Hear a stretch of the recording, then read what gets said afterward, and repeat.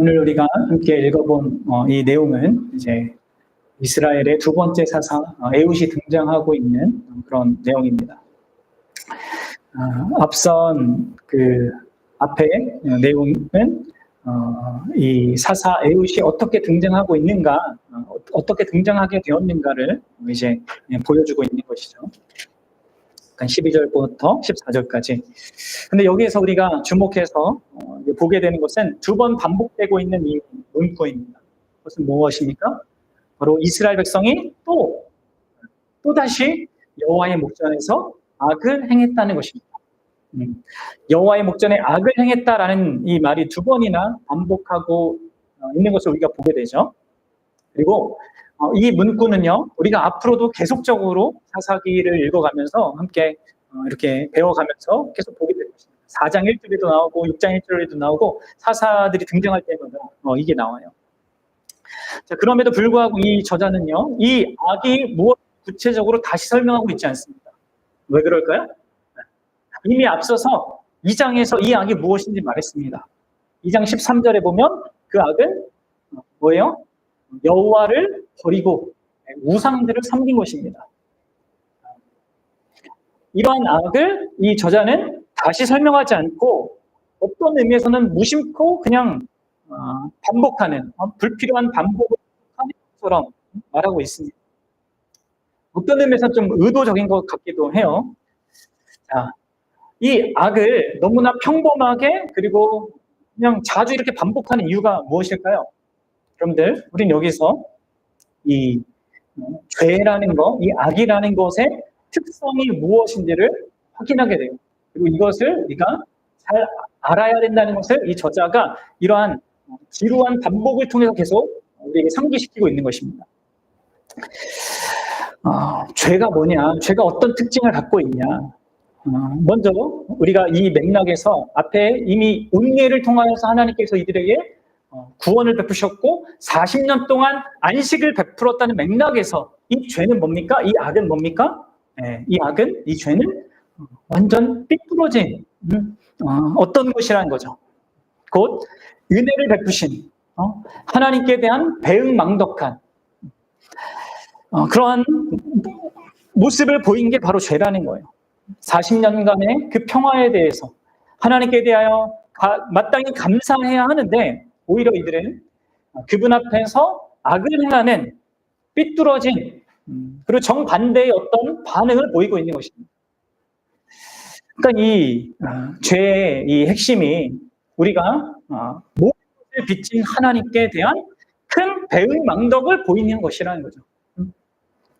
이런 죄가 끊임없이 반복돼요. 그리고 그런 맥락에서 두 번째로 죄는요, 항상 예상이 가능하다는 거예요. 이 죄는 반복해서 또다시 일어나고 또다시 일어납니다. 그리고 이 죄는 특별히 창의적이거나 독창적으로 드러나지 않습니다. 이스라엘은 반복해서 같은 죄를 지어요. 지루할 정도로 계속 이 저자가 그냥 하나의 목전에서 악을 이게 짓는다. 이걸 계속 반복하듯이 그렇게 한단 말이에요. 그리고 이러한 죄를 계속 반복한다는 것은요, 이 죄에는 또한 중독성이 있다는 거예요. 마치 마약에 빠진 사람이 그 마약을 못 끊는 것처럼, 이렇게 흡연에 빠진 사람들이 그 흡연을 이렇게 하지 못하는 것처럼 계속 중독적으로 하는 거죠. 그래서 이스라엘도 계속 같은 죄에 빠지는 것입니다. 하나님을 잊고 계속 세상의 헛된 것을 우상을 삼아 추구하는 거예요. 40년 동안 그래도 온니엘이 이렇게 통치하면서 뭔가 괜찮아졌다 싶었는데 사사가 바로 죽자 어떻게 해요? 바로 죄 가운데 또 나아갑니다. 이게 죄의 특징이에요. 죄는 삐뚤어진 것이고 예상 가능하고 또 중독적이다. 그러면서 오늘 이야기는요, 이 죄는 언제나 그 결과가 치명적이라는 것도 보여주고 있습니다. 그렇죠? 그래서 이스라엘 백성이 여호와의 목전에서 악을 행하자 어떤 결과를 갖게 되었습니까? 모압 왕 에글론의 18년 동안 앞서서 누구예요? 온니엘이 등장할 때 이스라엘 백성들은 8년, 그렇죠? 고산 리사다임 손에서 8년 고생했는데 지금 에글론 왕에게 에글론 왕에게 18년 동안 지배받으면서 굴욕적인 삶을 살아야 했습니다. 하나님께서 약속하신 그 땅에서 이스라엘 백성들이 누릴 수 있는 모든 것들을 제한당하고 당했을 뿐만 아니라 이렇게 뭔가에 매여서 염려와 걱정과 불안 속에서 살아가는 그런 안타까운 그런 현실을 가져다 준 것이 바로 죄의 열매였단 말이에요. 그런데 지금 저자는 우리에게 이러한 죄의 분명하고 너무 어떤 의미에서 뻔한 특징들을 보여줌으로 말미암아 우리에게 죄의 실체가 무엇인지 다시 한번 보여주는 것입니다. 그리고 이것을 명확하게 발견하고 깨닫고 이해하는 것이요, 상당히 중요합니다. 그걸 내가 경험적으로 배웠든지 아니면 이 성경을 통해서 배우든지 해서 우리는 그 죄의 실체를 명확하게 알아야 돼요.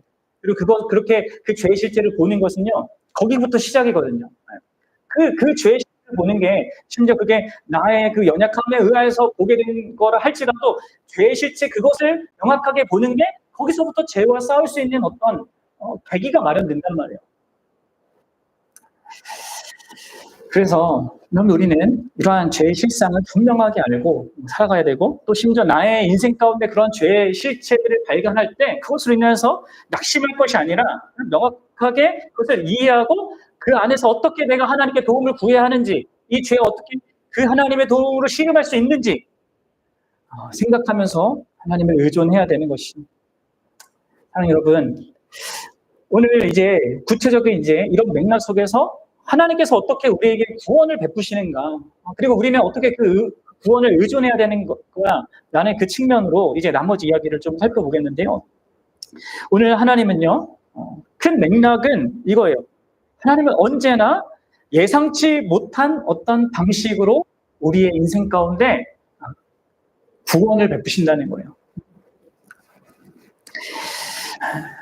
특히 오늘 본문은 두 가지 방식으로 이게 좀 세부적으로 나눠져 있는데요. 하나는요, 뭐냐면 그분은 예상치 못한 고난, 예상치 못한 그 징계를 주심으로써 우리를 일깨우고요. 또 다른 하나는 예상치 못한 그런 수단과 방식으로 구원을 이루심으로 우리를 죄에서 건져내십니다.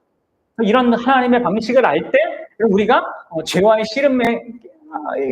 씨름 속에서 이렇게 나아갈 수 있는 것입니다. 그래서 하나님의 구원을 맛보는 악에서 돌이키는 것, 그렇죠? 하나님이 아닌 다른 것을 추구하다가 우상을 추구하다가 이제 하나님을 향하는 그런 우리가 되게 하시는 것이기 때문에 이런 하나님의 방식을 보고 거기에 우리가 반응했으면 좋겠다는 거예요. 자, 먼저 우리가 살펴볼 것은요, 우리의 죄를 다루시는 하나님의 예상치 못한 징계입니다. 이것을 먼저 생각해 봅시다. 여러분들, 이스라엘 백성들은 지금 하나님 앞에서 악을 범했고 그걸 두 번이나 반복하면서 얘기할 정도로 이들의 악이 크다는 걸 말해주고 있잖아요. 그런데 이들이 하나님이 이 죄 가운데 이들을 내버려 두지 않죠. 이들을 징계의 막대기로 징계하기로 하십니다. 그래서 누구를 이렇게 부릅니까? 불러내십니까? 바로 모압이에요. 모압이란 나라의 왕 에글론입니다. 근데 여러분, 이 모압은요, 이스라엘 백성들이 전혀 예상치 못했던 그런 적입니다. 여러분들, 3장 초반부에 우리가 읽진 않았지만 그 3장 초반부에는요, 하나님께서 이스라엘을 시험하기 위해서 내가 가나안 족속들 6족속들을 남겨두겠다 이렇게 얘기하셨습니다. 원래는 이스라엘 백성들이 공격해서 이제 해야 될 대상들인데 이들이 타협해가지고 남겨두니까 하나님이 이 남겨둔 자들을 통해서 내가 너희를 시험할 거다 이렇게 했단 말이에요. 근데 여러분들, 이 모압이란 나라는 그 남겨둔 족속 가운데 하나가 아니에요. 그렇죠? 그러니까 너무 이상한 거예요. 이런 상황에 직면한 이스라엘 백성이든 아니면 이 서신, 이 책을 읽고 있는 이스라엘 백성이든 이상한 거죠. 하나님이 전혀 예상치 못한 대상을 가지고 지금 이스라엘을 징계하고 있단 말이에요. 게다가 모압은 가나안 민족들처럼 이스라엘 사람과 완전히 이질적인 그런 혈통을 갖고 있는 자들이 아닙니다.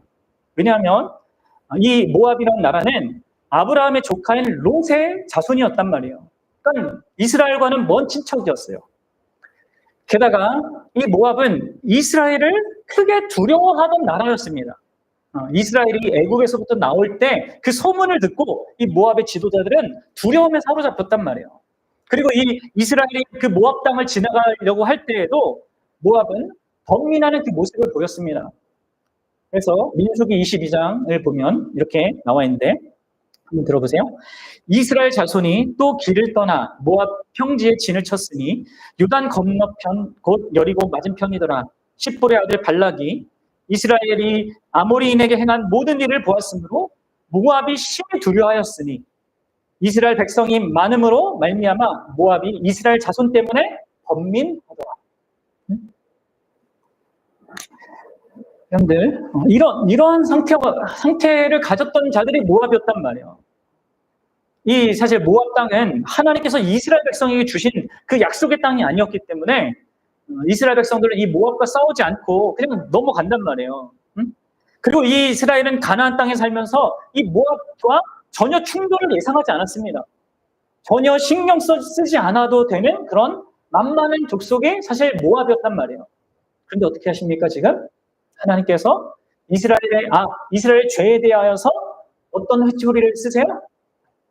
그들이 예측할 수 있었던 어떤 대상들이 아니라 전혀 예측하지 못했던 자들, 곧 자신을 공격하리라고 꿈에도 생각하지 못했던 그런 대상들, 모압을 들어 징계하시는 거예요.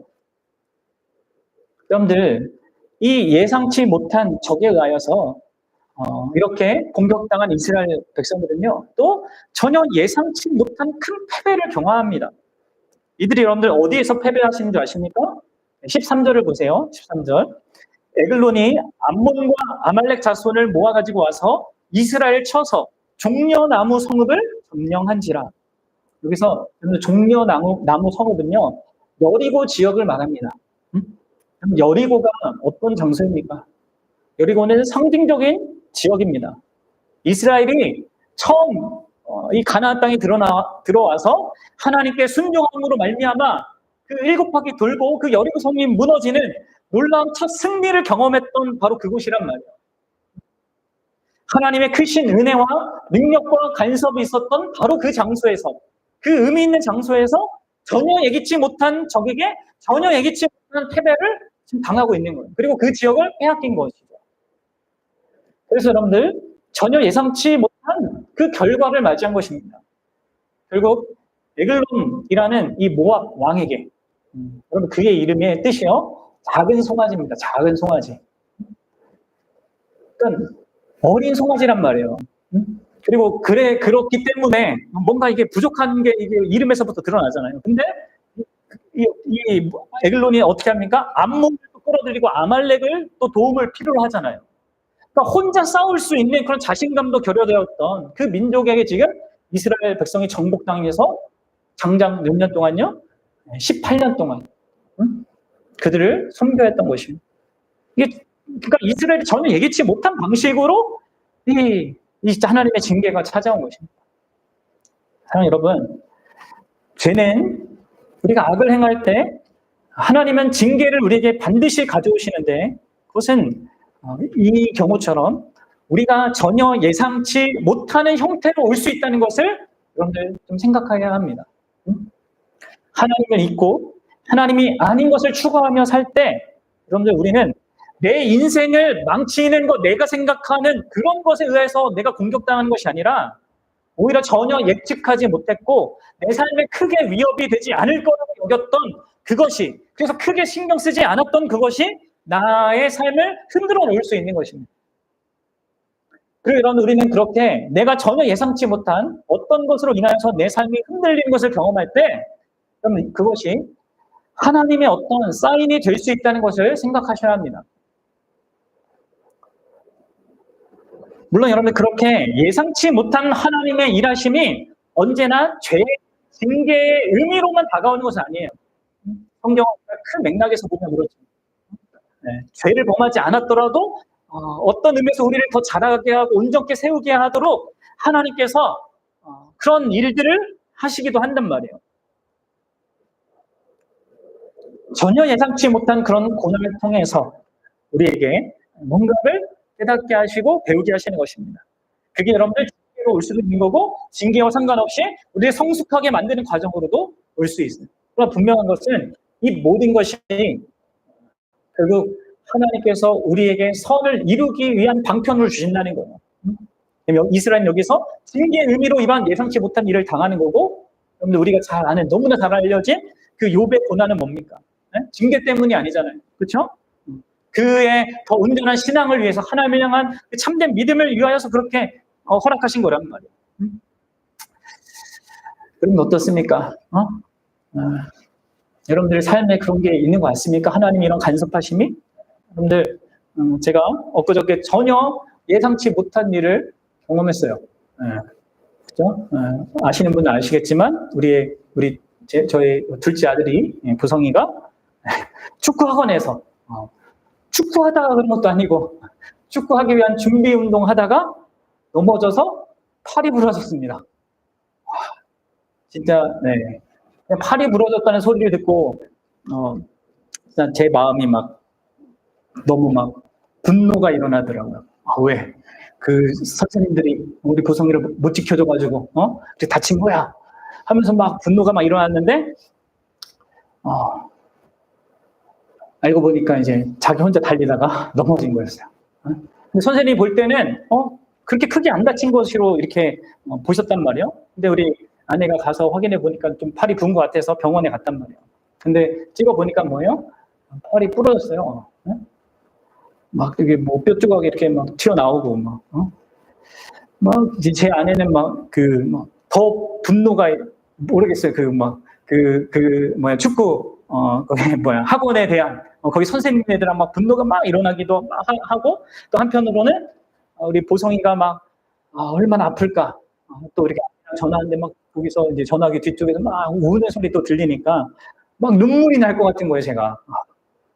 내가 진짜 대신 아파주고 싶다라는 마음이 딱 이제 들었는데, 그러면서, 이게 부모 마음이구나. 이런 거를 좀 생각하게 됐습니다.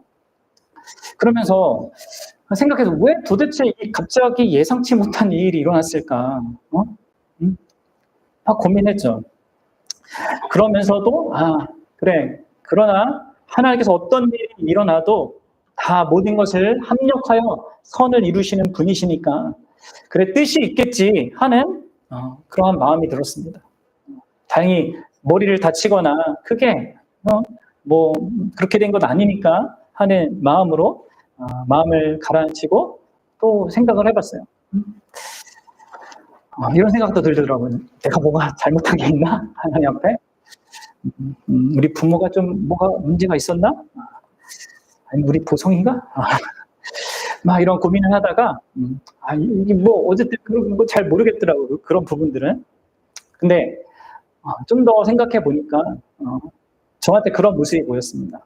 뭐냐면, 제가 이 보성이의 그 육신이 다친 거에 대해서 되게 크게 마음을 아파하더라고요.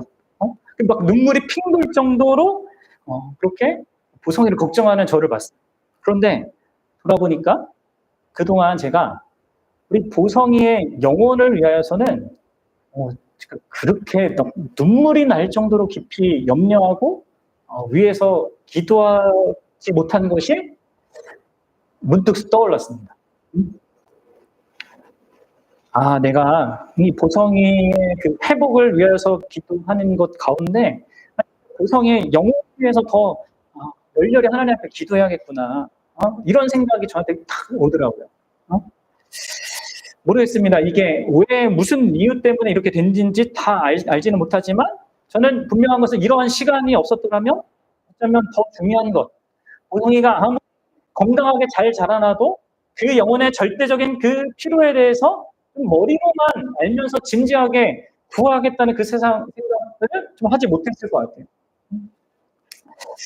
이러한 시간들을 하나님께서 주시는구나. 그리고 이런 거 연결돼서 그동안 이제 교회적인 우리의 상황과 상태에 대해서 다시 한번 생각하게 됐어요. 교회를 우리가 지난 3년간 함께 오면서 우리 지체들이 가진 그런 어떤 말씀에 대한 반응과 그런 상태와 그런 형편에 의하여서 제가 많이 마음적으로 힘들고 어렵고 지치는 그런 시간들을 보냈지만 돌아보니까 그 모든 시간들이 물론 저의 부족함과 연약함과 잘못들이 연결돼서 그런 부분도 있겠지만 어쨌든 그런 시간들이 없었더라면 정말 제가 상당히 교만했을 거라는 그런 생각을 하게 되더라고요. 정말 하나님을 의지하지 않고 나의 힘과 나의 어떤 내가 잘할 수 있다는 거, 또 내가 바른 거라면 될 거라는 이런 나의 교만한 생각, 이것에 의해서 내가 어쩌면 하나님의 교회에 큰 이런 해를 끼쳤을지도 모른다라는 생각도 다시 한번 하게 됩니다. 그런데 우리는 이 예상치 못한 고난에 대해서 깊이 생각해 봐야 합니다. 그게 그걸 통해서 나의 죄의 어떤 것들을 돌아보는 것도 중요할 수도 있고요. 또 어떤 부분에서 하나님이 나를 온전케 하고 바르게 세워가려고 하는가, 이 부분을 생각하는 면에도 우리가 생각해 볼 수 있습니다. 근데 여러분들, 우리가 모든 것을 다 1대1로 이렇게 적용할 수는 없어요. 다 해야 될 수는 없어요. 그러나 분명한 것은요, 하나님이 모든 것을 주관하고 계시고 모든 일에는 진정 하나님의 선한 뜻이 개입되어 있다는 것입니다. 우리를 온전케 하시고자 하는, 심지어 죄 때문에 당하는 고난을 할지라도 하나님은 그것을 통해서 우리 안에 선을 이룬다는 것을 알아야 되고요, 배워야 됩니다. 그 안에서 자라나야 되고 하나님의 하나님 되심을 보아야 하는 것입니다. 그래서 여러분, 우리는 단순히 우리가 당한 고난에서 빠져나오는 것만 생각하면 안 되는 거예요. 그 힘들고 어려운, 내가 예상하지 못한 그 어려움을 계속 당하고 있는데 거기서 다만 빠져나오는 것, 그것만 생각하면 안 됩니다. 그럼 이후에 예수님 당시를 생각해 보십시오. 이스라엘은 로마의 지배와 억압 속에 살았습니다. 이 당시처럼. 그렇죠? 나름 바리새파 운동이라고 해서 이 바리새인들을 필두로 해서 이들이 하나님의 말씀을 온전히 순종하기 위해서 열심을 내는 그런 분위기를 만들었습니다. 그리고 이들은 자신들이 그렇게 열심히 하면 하나님께서 반드시 이 로마의 압제로부터 우리를 건져내 주실 거다, 이런 기대 속에 살았어요. 그런데 예상치 못하게 계속 로마의 지배 가운데 사는 것입니다. 그래서 이들의 소원이 뭐가 됐어요? 빨리 메시아가 나타나서 자기를 자기 현실적인 이 문제를 해결해 주는 것, 로마의 압제에서부터 벗어나게 해주는 것에 자꾸 마음을 두고 있는 거예요. 그러다 보니까 어떻게 됩니까? 결국 진정으로 그들을 죄와 사망에서 건져내주기 위해서 오신 그 예수 그리스도의 그 오심과 그분의 존재와 사역, 그것에 대해서는 눈을 닫아버리고 오히려 그분을 대적하고 그분을 반대하는 길로 나갔단 말이에요.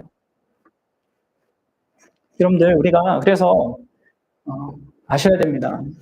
그래서 예상치 못한 어떠한 고난과 환난 속에 있을 때, 죄 때문이든 그렇지 않든 우리는 그때 더욱 하나님을 구해야 합니다.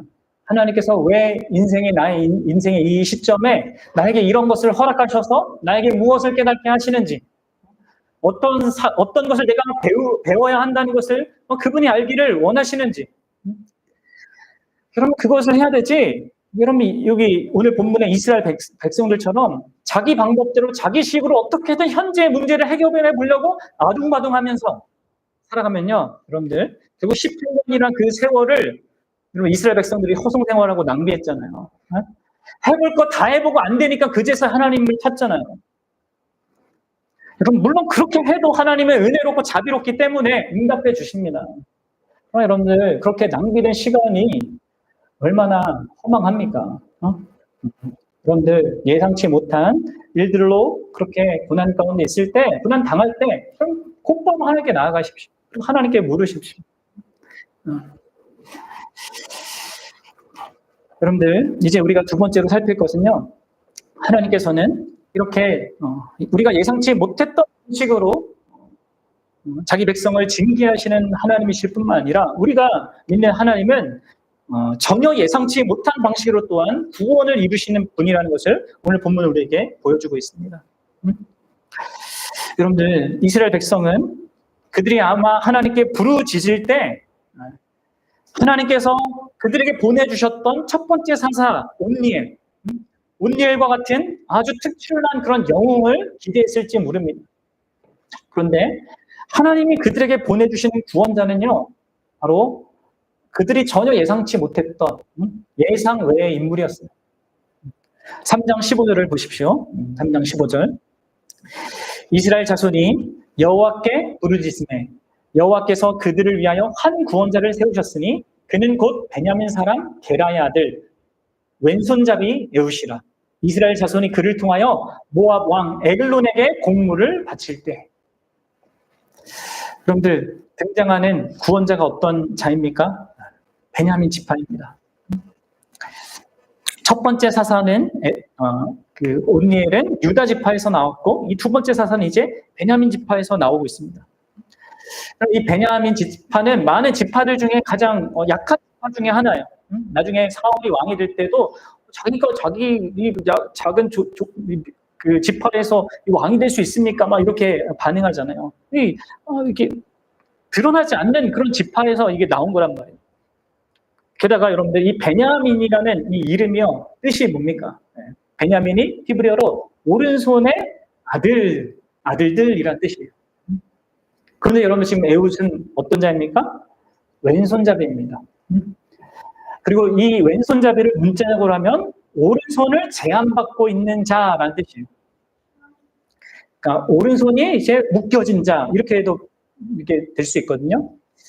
그런데 여러분 이 묘사에 대해서 우리 그 신학자들 그리고 목회자들의 해석이 두 가지로 나눠집니다. 하나는 이 에훗이 오른손이 불구가 되어서 왼손을 쓸 수밖에 없는 장애인이다라는 주장이 있고요. 다른 하나는 오른손을 묶어 훈련을 통하여서 왼손까지 오른손처럼 사용하는 양손잡이, 그런 특전자다라고 이렇게 주장하는 자가 있습니다.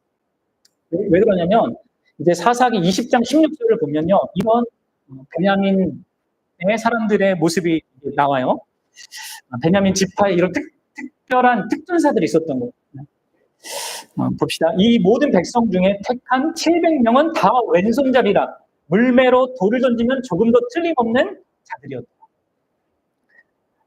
여러분들 왼손잡이가 어쨌든 우리나라에서도 약간 뭔가 이렇게 마이너리티한 게 여겨졌었잖아요. 한동, 그렇죠? 그러니까 고대 사회에는 더 그랬겠죠. 근데 어쨌든 그런 자들을 잘 훈련시켜가지고 이렇게 강력한 어떤 이게 군대를 이렇게 만든 것 같아요.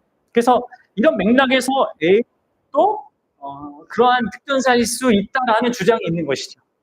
근데 또 한편으로 또 에훗은 그러니까 에글론에게 공물을 바치는 대표로 나가기 때문에 어떤 의미에서 그런 오른손 문제를 가지고 있었을 수도 있다는 거예요. 근데 뭐 둘 중에 무엇인가 그것은 그렇게 크게 중요하지 않고요. 중요한 것은 외부인의 시선으로 본다면 여기 에훗은 분명히 뭔가 연약함을 갖고 있는 자로 보인다는 거예요. 그러니까 오른손이 이제 정상이고, 성경에도 하나님의 오른손 막 이런 이야기들 하잖아요. 하나님의 왼손은 안 나타나요. 하나님의 오른손은 너희를 구원한다. 뭐 이런 오른쪽이 강함과 이런 것들이 이렇게 나오는 주로 이렇게 사용되는데, 어쨌든 외부인의 입장에서 보면 이게 이스라엘 백성이든 아니면 에글론이든 모든가 이 에훗은 연약한 존재이고 무기력한 존재이고 뭐도 할 수 없는 존재로 보는 그런 대상인 것입니다. 그래서 이스라엘 자손이 그를 모압 왕에게 공물을 바치는 특사로 찍은 것입니다. 이스라엘은 모압 왕에게 저항할 마음이 전혀 없고 모압을 대적할 마음이 없다는 것을 보여주기 위해서 항복의 표시로 이 연약해 보이는 에훗을 앞장 세운 것이죠. 그래서 이후에 에글론과의 이 에훗이 독대를 청할 때도 주변 사람들이 전혀 의심하지는 않았습니다. 어쨌든 여러분들 이 에훗이 실제로 이렇게 뭐가 오른손에 문제가 있었든지 아니면 그것을 감추고 그렇게 했든지 모르겠지만 분명한 것은 이 에훗은 이스라엘 사람들이 구원을 기대할 만한 사람도 아니고 모압이 위협적이라고 생각할 존재도 아니었다는 거예요. 그리고 에훗은 지혜롭게도 그렇게 자신을 바라보는 사람들의 그 편견을 사용해서 이 어떤 거사를 치르게 됩니다. 그는 한 규빗이 되는 여기 팔꿈치부터 손가락까지 이렇게 길이의 그 칼을 날선칼 좌우에 그 날선칼을 만들어서 오른쪽 허벅지 옷에 셉니다. 그러니까 에글론 왕을 암살할 계획을 한 거죠. 그리고 그는 기회를 갖게 됩니다. 어떻게 돼요? 왕에게 은밀하게 말해줄 것이 있다라고 이렇게 얘기를 해요. 자기와 같이 왔던 이스라엘 백성은 다 보내고 자기 혼자만 남아서 그렇게 나가는 거예요. 그러자 왕이 주변의 신하를 다 내보냅니다. 그리고 에훗은 이렇게 행동해요. 우리 20절 보도록 하겠습니다. 20절. 에훗이 그에게로 들어가니 왕은 서늘한 다락방에 홀로 앉아 있는 중이라. 에훗이 이르되 내가 하나님의 명령을 받들어 왕에게 아랠 일이 있나이다 하매 왕이 그의 좌석에서 일어나니. 에훗은요 왕에게 하나님의 명령을 받들어서 왕에게 아랠 일이 있다 이렇게 얘기해요.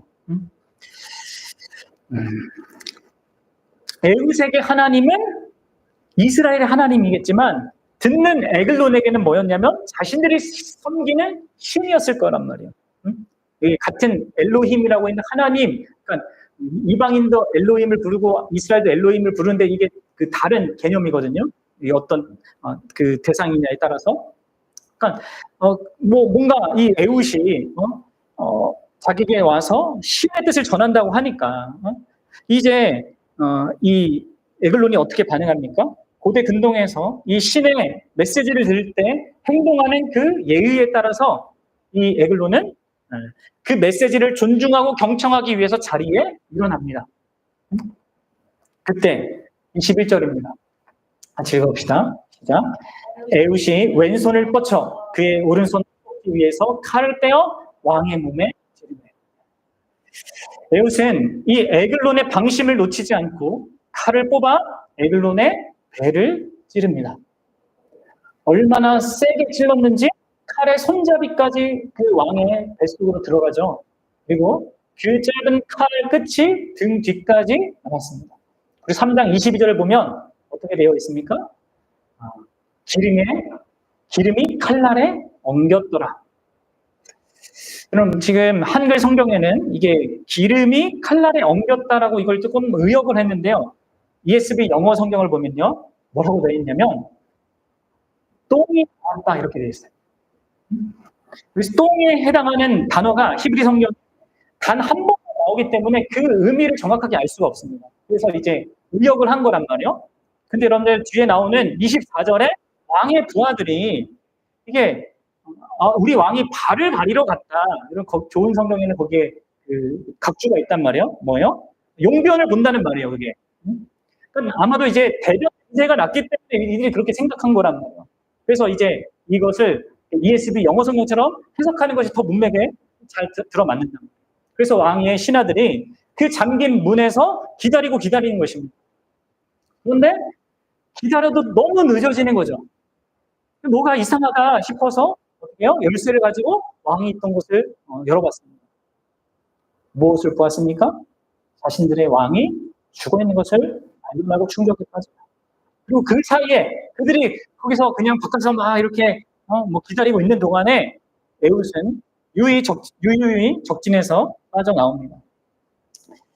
하나님께서 지금 아주 독특한 사람을 통해서 아주 독특한 방식으로 이스라엘을 에글론의 압제에서부터 구원하는 일을 하시는 것을 보여주고 있는 거예요. 무사히 적진을 빠져나온 에훗은 에브라임 산지에 이르러서 나팔을 불고 전쟁을 선언합니다. 이스라엘 자손을 향해 나를 따르라고 합니다. 에글론이 죽었고 하나님께서 모압을 이스라엘에게 넘겨주셨음을 선언합니다. 그래서 무리가 이제 에훗을 따라 나서죠. 그리하여 이스라엘이 진을 칩니다. 모압인들이 다 왕이 죽었으니까 다 자기 땅으로 도망가려고 이제 요단강을 건너가려고 하는데 이 에훗과 이스라엘 백성이 막는 것이죠. 그리고 거기서 모든 용사들을 다 섬멸해요. 결국 어떻게 됩니까? 다시 모압이 이스라엘의 수용에 굴복하게 됩니다. 원래 이스라엘이 이길 수 있는 대상이었단 말이에요. 원래는 이렇게 컨트롤할 수 있는 대상들이었단 말이에요. 근데 죄를 범해서 어떻게 되면 자기가 거기 밑에 들어가는 거예요.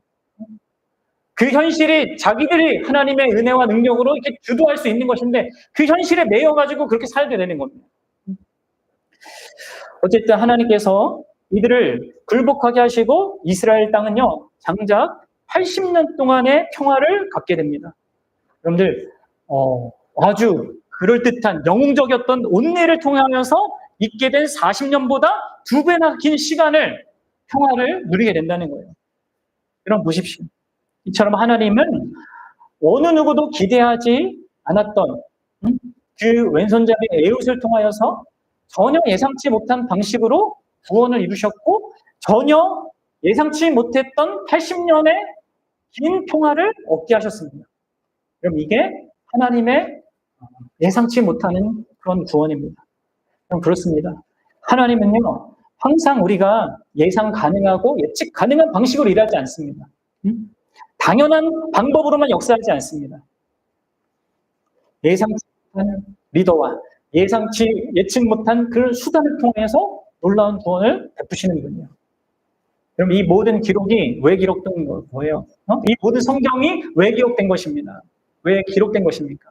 그것은 결국 그 어느 누구보다 기대되지 않았던 존재, 곧 모든 사람들에게 이 왼손잡이 애웃 취급을 당하신 우리 주 예수 그리스도의 구원을 우리에게 미리 보여주는 것입니다.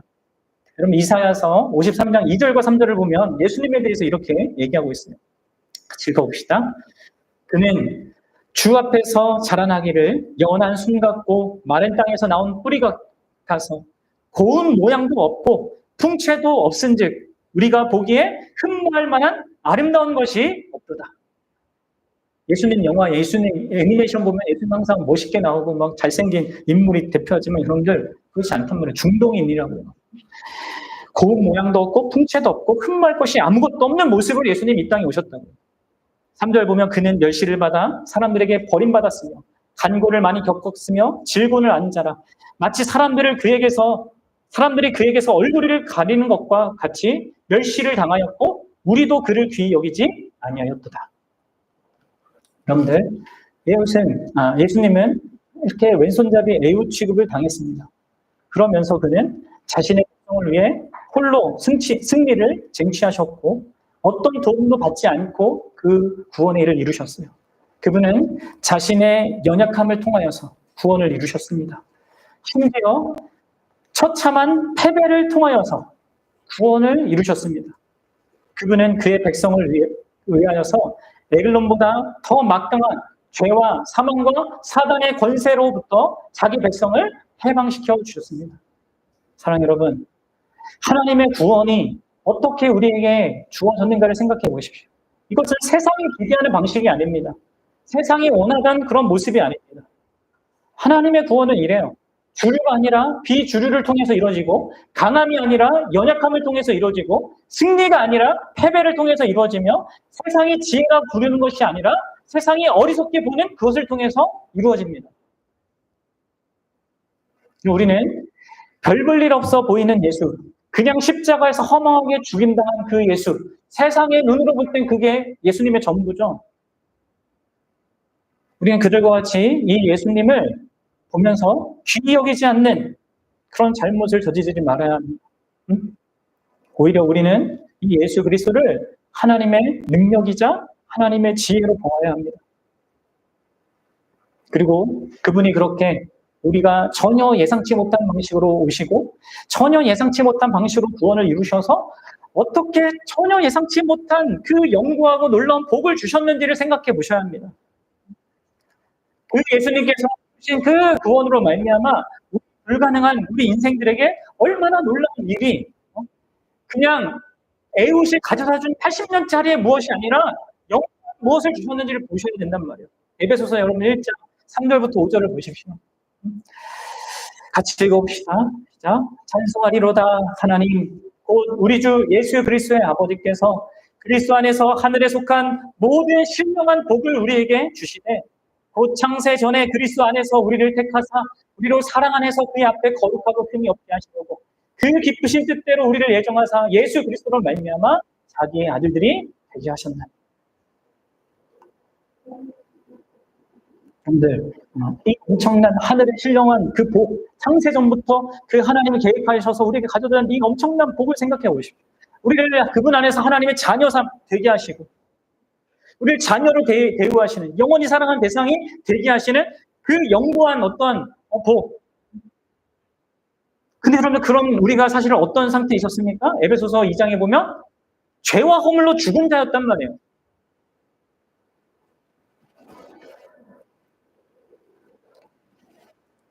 그런 자들에게 하나님께서 얼마나 놀랍고 특별한 구원을 베푸셨는지를 우리는 기억해야 되고요.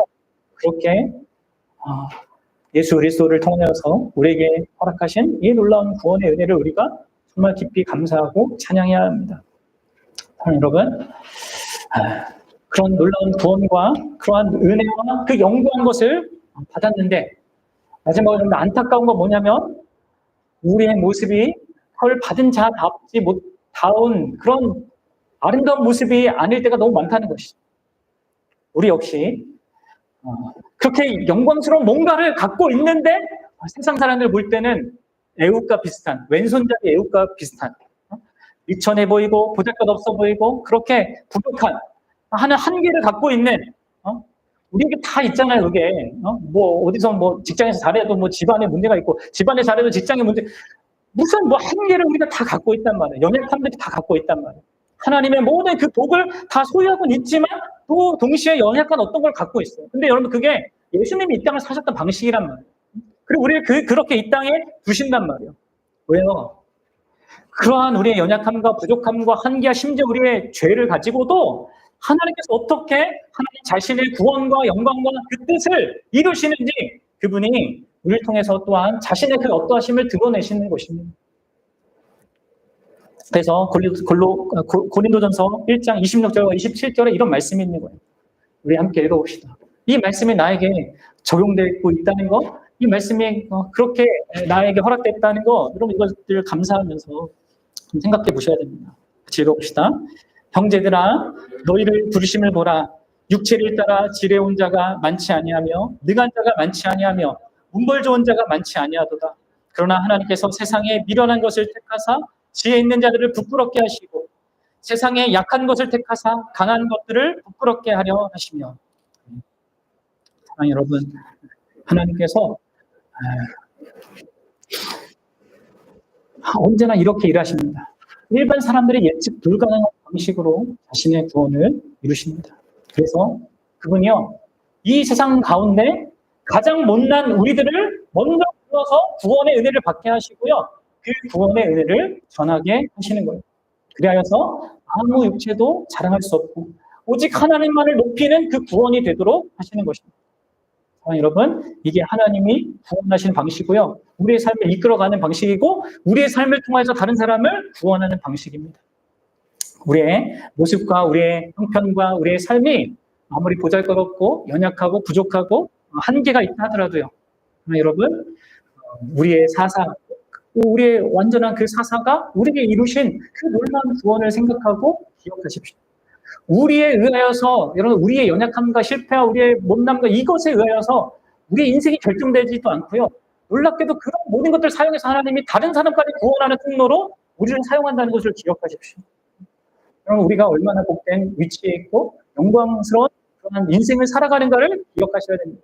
아무리 힘들고 어려운 일들, 내가 예상하지 못한 일들이 내 삶에 일어난다 하더라도요, 그런 모든 일들은요, 정말 우리에게 선이 되게 하시고자 하는 하나님의 의도시고요, 또 그걸 통한 하나님의 구원이 온 땅 가운데 퍼져가고 열매 맺게 하는 하나님의 수단으로 그분이 사용하시는 것입니다.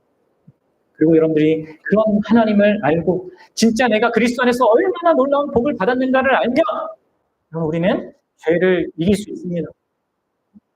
이스라엘 백성이 계속 죄에 무너지는 것 앞에서 우리가 살폈잖아요. 계속 반복하면 더 깊이 타락하잖아요. 근데 여러분들, 그 할례받지 못한 마음이기 때문에 그럴 수밖에 없다고 제가 얘기했잖아요. 근데 그 예수 그리스도를 통해서 우리가 어떤 죄 위에 있었는데 그 죄와 죽은 우리가 어떻게 하늘의 그 신령한 것을 받았는가를 알고 우리의 인생이 아무리 부족해도 그걸 통해서도 하나님께서 자기 영광을 이루시는 인생이 되게 하신 이 놀라운 것을 알면 여러분들 죄를 이길 수 있단 말이에요. 점점점 죄를 이길 수 있는 그 힘과 용기를 얻을 수 있게 된단 말이에요. 하나님을 우상처럼 대우하지 않고요, 오히려 그 나를 구원하신 하나님께 내 전부를 드리는 그런 우리가 될 수 있습니다. 저 여러분들이 그러한 은혜를 진실로 예수 그리스도 안에서 알고 누릴 수 있었으면 좋겠습니다. 같이 기도하겠습니다.